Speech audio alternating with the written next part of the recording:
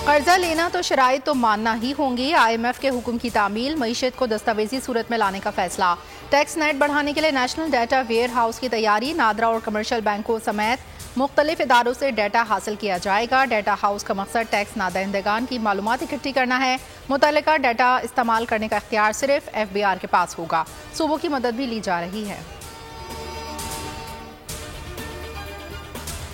इस्लामी तरक्याती bank के वफ्द का दौरा पाकिस्तान। वफ्द की वज़ीर इक़्तिसादी उमूर अहद चीमा से मुलाकात। सिंध में सैलाब मुतासरा घरों की तामीर के मंसूबे के लिए $20 करोड़ के मुआहदे पर दस्तखत। एलामी के मुताबिक सिंध में 7 लाख मकानात की तामीर की जाएगी। 13 लाख अफराद के लिए पानी, सफाई, हिफ्ज़ान सेहत की सहूलियात मंसूबे का हिस्सा है। डायरेक्टर इस्लामी तरक्याती बैंक वलीद अब्दुल वहाब का कहना था, पाकिस्तान इस्लामी तरक्याती बैंक के फाइनेंसिंग से मुस्तफ़ीद होने वाला तीसरा बड़ा मुल्क है। अहद चीमा बोले, इस्लामी बैंक ने $4.2 अरब सैलाब मुतासरीन के लिए इमदाद का ऐलान किया है।